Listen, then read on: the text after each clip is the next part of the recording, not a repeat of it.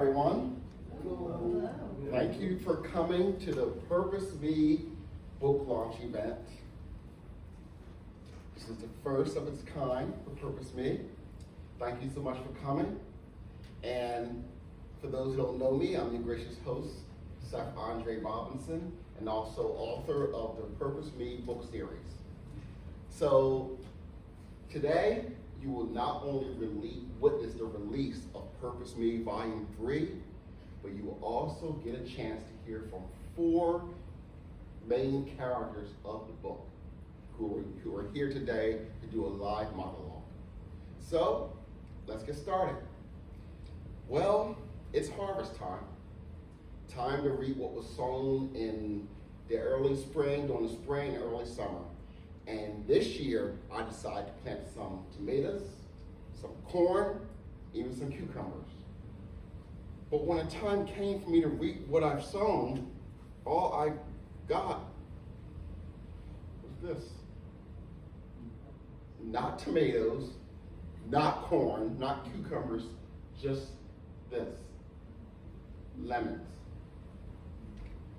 Man, I tell you, you have your hopes, you have your dreams, you have your plans, but sometimes things don't turn out as well as you hope or even plan. You're right.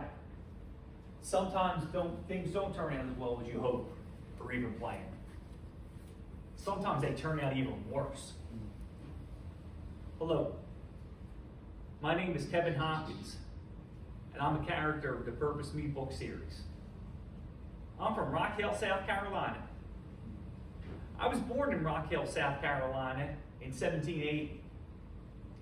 In 1798, at the age of 18, I decided to take a trip to Ghana, Africa. Unfortunately, the slave trade was in effect at that time. But my reason for taking a boat trip to Ghana was to visit my father, who was a missionary there. Unfortunately for me, I didn't get to see him. I was so disappointed. Mad. But luckily for me, I had my lady love Ruth by my side. On that trip, I proposed to Ruth. And 3 days later, we were married. I love Ruth. I love her so much. She's such a happy, optimistic person, and it really has an effect on me. However, sometimes her optimism can really get to me. She's one of those people that always likes to sit there and say, "The cup is half full. The glass is not half empty." No, Ruth, no. We took a boat trip all the way to Ghana, Africa, and we wasted time and we wasted money. And it was all for nothing. No, Ruth, no. The cup is half empty. The cup is half empty. I'm telling you, the cup is half empty. As a matter of fact, forget the cup. The cup fell. It broke off the shelf, and it broke into a million pieces. I'm sorry. I didn't mean to go off on a tangent there. It's just like I said, Ruth's ever-present optimism really gets me sometimes. I myself am a positive person. Now, if Ruth were here right now, she'd be laughing at me because she thinks that I'm so pessimistic. She said, we took that trip to Africa and we did it to go visit my father, and we didn't get a chance to see him. She told me that there had to be a purpose for us taking this trip. This trip wasn't in vain. And for a while, I didn't believe her. That is until one day. One day, we were out walking along the banks of the river. All of a sudden, out of nowhere, we saw a British soldier throw this little African girl into the river. I couldn't believe my eyes. First thing I know, I'm sitting there and I'm pumping my arms and I'm pumping my legs. I dive into the river bring that little girl to the banks of the river, and the next thing I know, Ruth is sitting there singing my praises. She's sitting there saying, "Oh, Kevin, you were so amazing. Oh, Kevin, you were so brave." I didn't think what I did was all that special. It's something that any normal person would have done under the same circumstances. But Ruth insisted that there was a purpose for that. Purpose. That's a word that I haven't heard in a while. Got me to thinking. I had given up on purpose for quite a while. I thought that my life was just a series of hardships and bad luck. But the more I thought about it, the more I realized that maybe there was a purpose. Maybe God's purpose for me was to be there and save that little girl. And maybe my purpose was to be saved by that little girl as well. Purpose.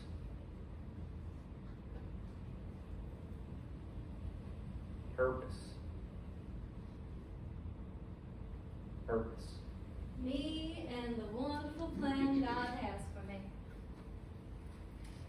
Sometimes things don't turn out as well as you hope or even plan.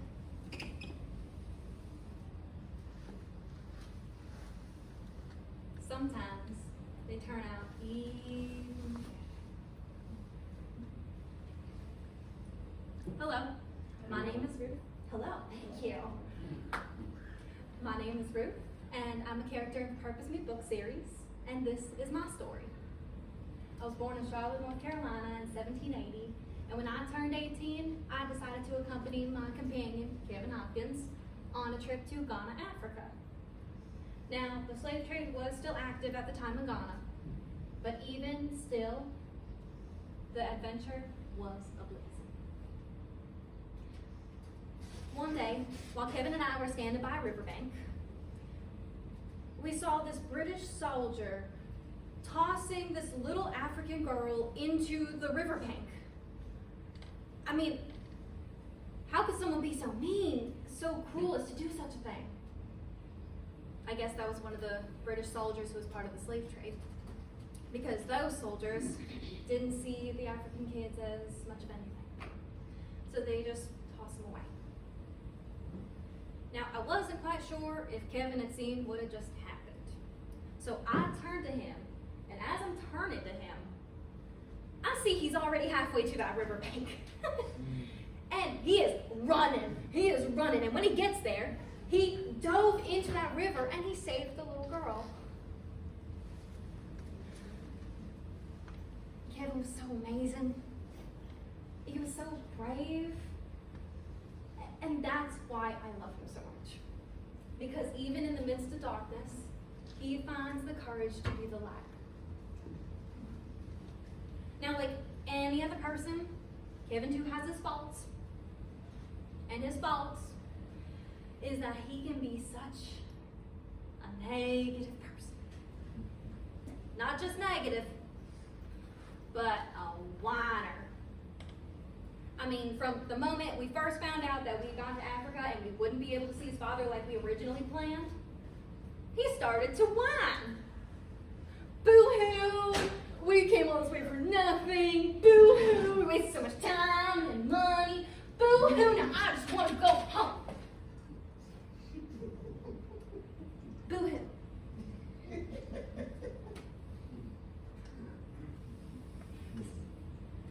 It's so annoying. And don't get me wrong or nothing. I love Kevin dearly. I love him with all my heart, which is why I decided to marry him while we were in Africa.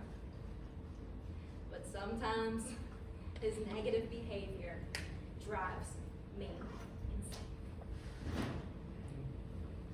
And the funny thing is, he probably thinks that he's a positive person. In fact, if he was here right now, he would probably say, I'm not pessimistic. I'm just realistic.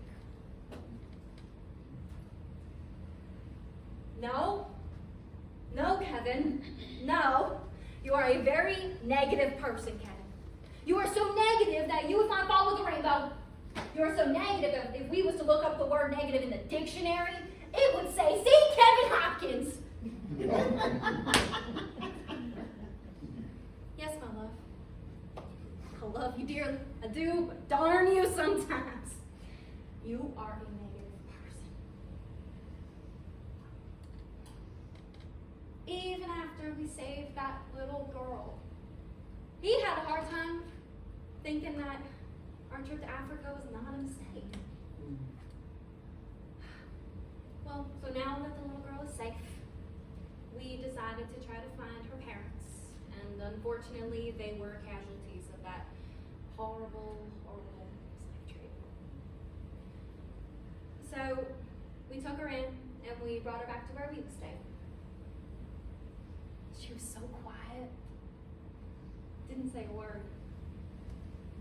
And at first we thought it was because she was frightened or because she didn't understand English, but we later found out from a doctor who examined her that she actually suffered from a speech delay. She couldn't speak.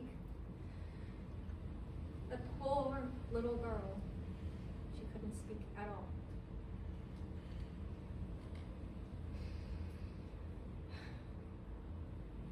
Along with taking care of the little girl, we also took in 4 little African boys. Now, the first day with everyone in our house was tough. No one got any sleep. Everyone was too frightened, and Kevin and I were being summoned every time they heard a noise come outside the window. But throughout time, everyone adjusted. Now, one day when all the kids were outside playing, get this, the little girl started violently hitting the youngest boy. I don't know why. And Kevin and I were trying our best to get her off of him. And we were trying. That girl's got a strong grip, y'all. Took us a minute. But once we did get her off of him, got her to calm down, brought her inside, I wanted to let her know that what she did wasn't right. Kevin thought it wasn't necessary, but I did. And maybe it was the teacher in me. And I did not mention this, but I was also a teacher when I was in South Carolina. So as a teacher, I decided to teach this little girl about being nice. And I even used these jars. And I told her, you've got salt and you've got sugar. Salt. Bitter. It's very bitter. Sugar. Sweet. I said, you can be bitter or you can be sweet. You can be mean or you can be nice. Pick one. Meanwhile, Kevin's keeping on being his old positive self, rendering his negative comments and rolling his eyes. And, you know, normally I don't give in to Kevin's negative behavior. But that day I did. Maybe it was because I didn't get enough sleep. But I gave in to his negative behavior and we started to argue. And as we was arguing, something happened. Something amazing happened. That little girl who couldn't speak grabbed the jar of sugar, looked at it, and said the word sweet. Did my ears deceive me? Or did I just have the pleasure of hearing this little girl speak? Ah, my heart was so overwhelmed with delight. I just wanted to give her the biggest hug. But you know what gave me just a little bit more delight? Was the look on Kevin's face. He was in complete shock. He couldn't say anything, couldn't come up with anything to say at all. Who's not able to speak now?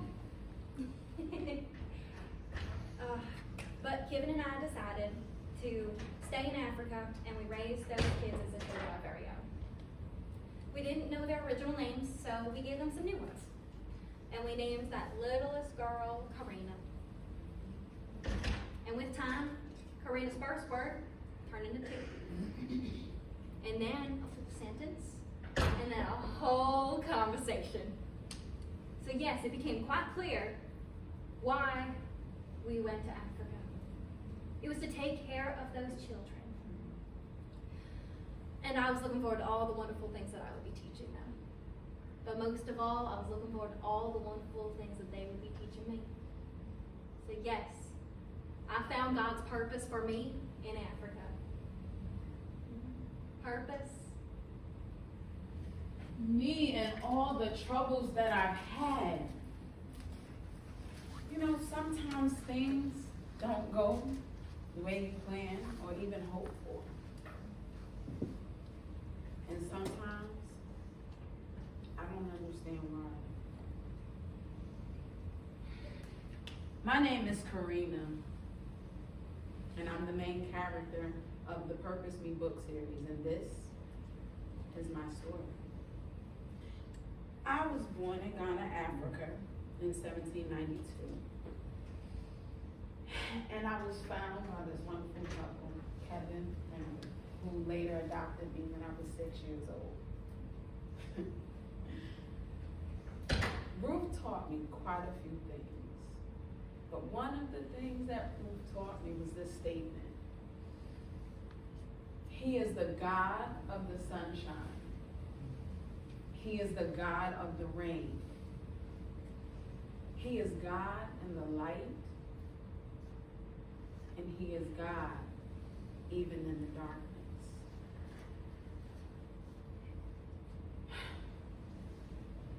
Now, it's 10 years later. I'm 16 years old. I've been taken away from my land and my family and forced to work as a slave on a plantation. My head hurts. My back hurts. Look at my fingers. Do you see my hands? Blistered and bloody from picking cotton all day long. And if that isn't enough, I have to deal with an overseer named Jason. I'm sorry, Mr. Jason. This guy, he has to stand about this tall, and he swears he's a giant. You should see him walking around the grounds with his hands on his hips and his chest. I'm Mr. Jason, and Mr. Jason don't take no mess off nobody. Mr. Jason. Oh, that Mr. Jason is a piece of work. That Mr. Jason, oh my gosh, he gets on my last and evil nerves. Sometimes I wish Mr. Jason would just go to sleep. Yeah, that's, I just wish Mr. Jason would go to sleep. But this is the stuff that I deal with on this plantation. All of this. Mother once said, he is God of the sunshine. He's the God of the rain. But what she failed to mention was that God is a mean and cruel God. A God who, he doesn't care about the suffering of his people. A God who I don't really think loves me that much. I don't really think he loves me at all, because if he did, why am I here? Why is this my life? Why am I going through this? Why, God, why? Does he have any idea what all of this is doing to me? How it's making me feel?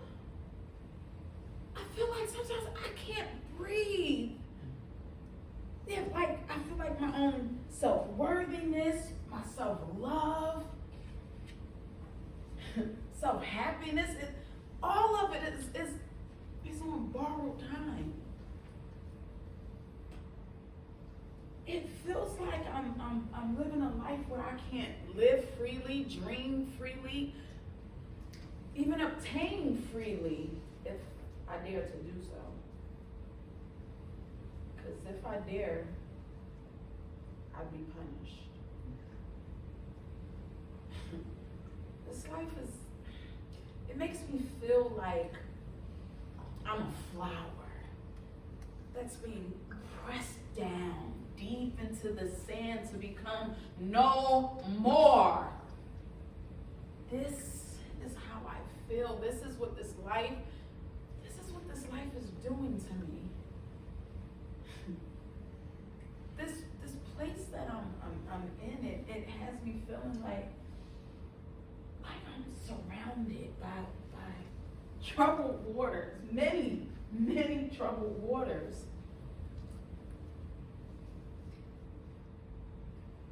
Troubled waters that got me ready to just surrender. Troubled waters. Troubled waters. You know, Mother once talked to me about troubled waters. She said that in our lives that we all have times where we feel like we're in troubled waters. And there are various ways that this God will help us get through these troubled waters. Mother said that sometimes that God will move these troubled waters out of our way, like he did for Moses and the children of Israel when they were at the Red Sea. Or sometimes God will cause us to rise above them and walk on these troubled waters like Peter, like he did for Peter and the disciples when they were stuck in the middle of the deep. And there are some times this God will just give us a paddle and a boat. Yeah, a paddle and a boat. You see, sometimes God won't move our problems out of our way. Or will he have us to rise above them so we can walk on them? Sometimes God will just simply give us the strength we need to walk through them. Yeah, I get it now. I get it. He is the God of the sunshine. And he is the God of the rain. He's God in the light. And he is God even in the darkness. He is. He is. Okay, God. Okay. Give me my paddle and my boat. Please give me the strength I need to get through all of this. Maybe someday, somebody somewhere is actually counting on me to be strong. So, with this thought in mind,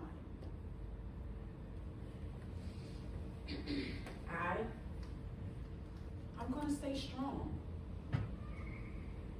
I should. I can. I will.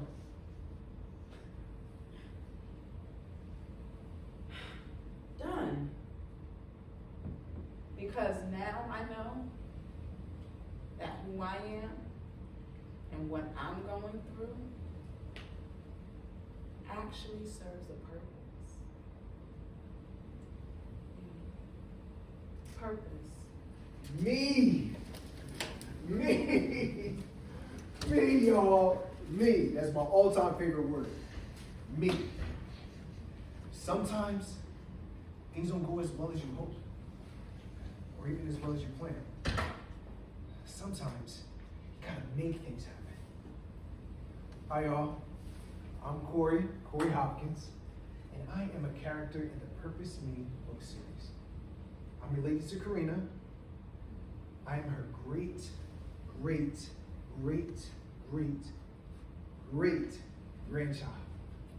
And I'm from a family who has a history of making things happen. Just take my dad. My dad, after a little bit of personal tragedy, decided to leave the glorious rolling hills of South Carolina and move to get a better life for himself up in New York City. Came all the way up there, and he got a job at a nightclub. Started off as a barback, cleaning the bar, busting tables, worked his way all the way up until he became a part of the show.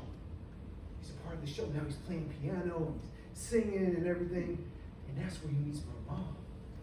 She's a showgirl. They meet and they become a dynamic duo. And they make beautiful music on stage and off stage, if you know what I mean. Which leads to me. But listen, I wasn't part of their plan. But they made the best of their situation. And they got married in June 1934, 3 months before I was born. Now my dad, he's here in New York. He's got a better life, but those problems that he had in South Carolina, they follow him everywhere. And now he's drinking. It's getting worse year after year. Even after I'm born, it's terrible. So by the time I'm 8 years old, my mom says, we gotta go. She leaves my dad, and we go and move at 8 years old down to Montgomery, Alabama, to make a better life for me. So we're in Montgomery, with my grandparents, that's where they live, and my mom, she's got to work. So she gets a job, and it requires like a lot of hours. She's gone all the time. So my grandparents, they practically raised me. And since she's working all the time, my dad's not in the picture, they take pity on me, and they feel sorry for me. And I take that pity to get everything I want. Yes! And you know what else I do? I create this world where it's all about me. All I know is me. But that world is open for a rude awakening. I'll never forget. One morning, I'm sitting at the kitchen table, eating this ice cream sundae that my grandfather made for me. I'm having a great time. Living my life. And he comes in and says something to me that is so hurtful, so traumatic, so mean. He comes in and he says, Corey, you spoiled. Spoiled? Me? How can I be spoiled? Just because I throw myself on the floor and kick my feet and yell and scream until I get my way, does that make me spoiled? That's what they say. They want to do something about it. They want to fix it. So they do everything they can to try to teach me right. They do everything they can to teach me right. Sorry. To teach me responsibility. Responsibility. Me. Of all people. So in the vein of teaching me responsibility, I'm 15 years old, and Grandpa takes me downtown to find a J.O.B. So I look, and I get a job, y'all. I get a job, I'm excited, and then I lose it. Who knew that when you get a job, you actually have to start up and come to work on time every day? So then, don't worry, I find another job. I get this job, and then I lose that one too. Who knew that when you get a job, you have to actually work? It's ridiculous. But listen, I finally find a job that I actually like and I get to keep. Working at the shoe factory. I'm trying to take on this responsibility thing, I'm starting a routine. I get up in the morning at the same time.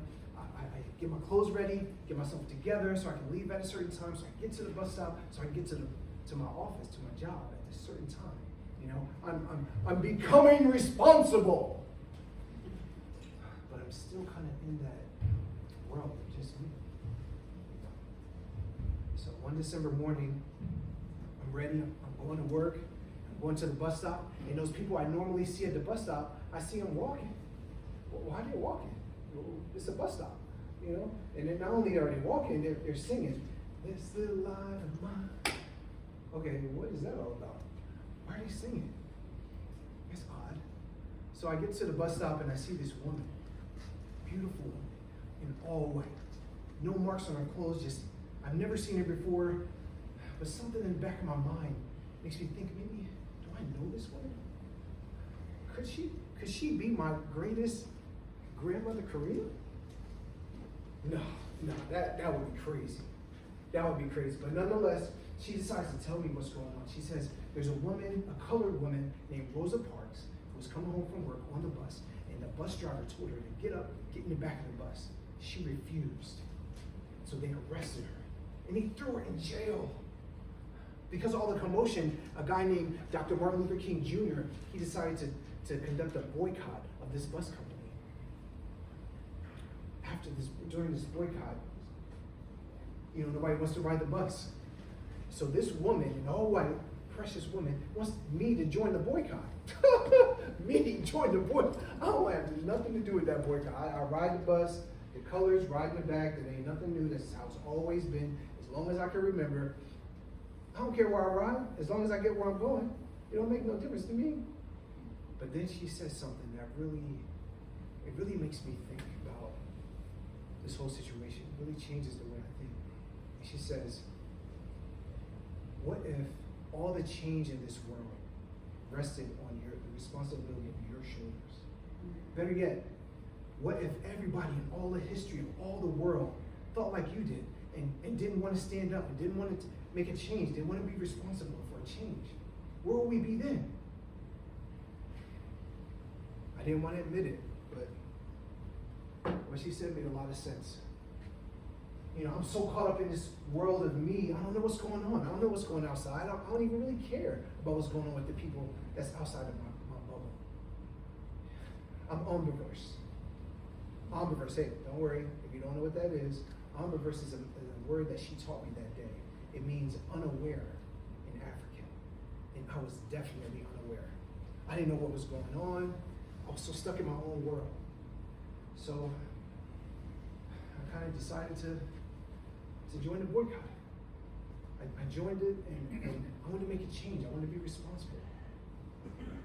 So now on December 5th, 1955, the Montgomery boycott started.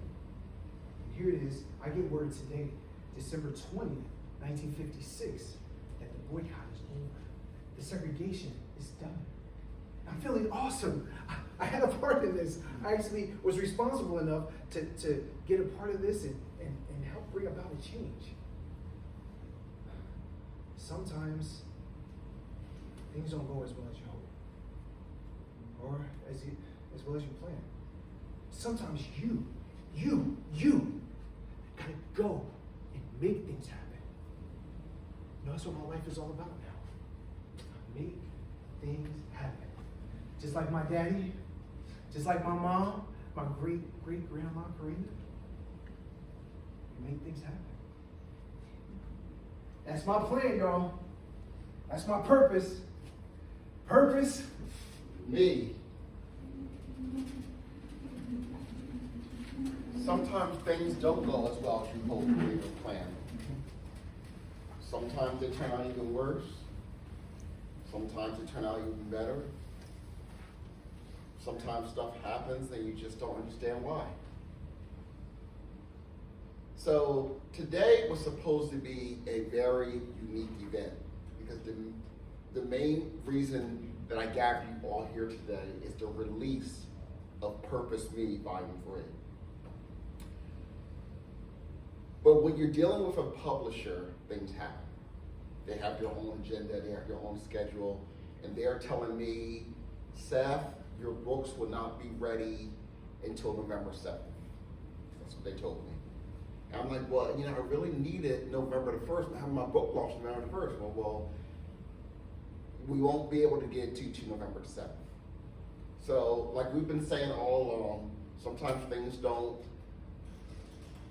things don't go as well as you hope or even plan. Sometimes they turn out worse.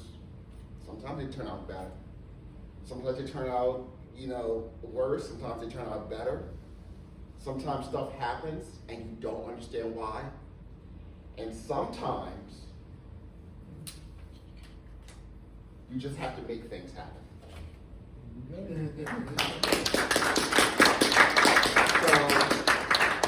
So, I made this book here by the first. And the publisher said, well, Seth, it's going to take a miracle for us to have it to you by the first. And my response to him was, I believe in miracles. So here is the book, Purpose Me, Volume 3.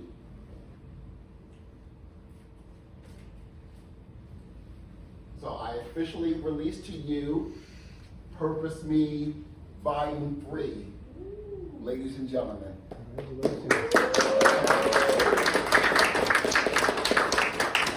in this book, Karina is, you notice it says Purpose Me, Volume 3, Karina's Choice. Because in life, it's all about making choices. Things never go as well as you hope or even plan, but you have a choice. You can't control how the way things go in life, but what you can control is how the way you choose to respond to it. So somewhere in this book, Karina makes a choice. And she says, throughout the course of my lifetime, I have found myself surrounded by many troubled waters. Troubled waters that nearly forced me to surrender. Yet in the midst of my pain and sorrow, I have gained an awakening. I have come to realize that there is something far more greater than who I am, how I feel, or what I'm even going through. Now I realize that somebody, somewhere, is counting on me to be strong. So with this new thought in mind, I shall stay strong. I should, I can, I will. Done. Because now I know that my life serves a purpose. Purpose me. Ladies and gentlemen, I officially present to you again, Purpose Me, Volume 3, Karina's Choice. Thank you so much. And how about the actors? Did you enjoy the actors? Did you enjoy them? I enjoyed them. Playing Kevin is Mr. Shawn Shillingford.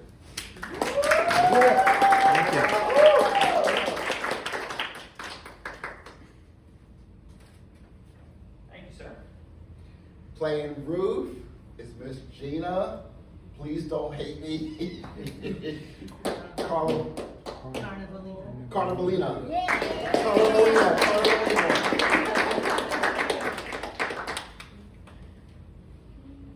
Playing Phillip, Corey is Mr. Phillip Steward. A man with a plan.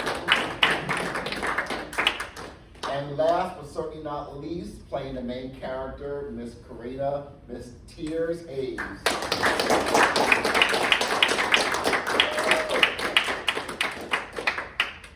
Thank you so much. You guys, you did a fantastic job. Thank you for bringing the characters of the book to life. I really appreciate your effort and being here. And it was a joy working with these guys. They all brought their A game, and it was nice to deal with this team and not have to deal with any divas.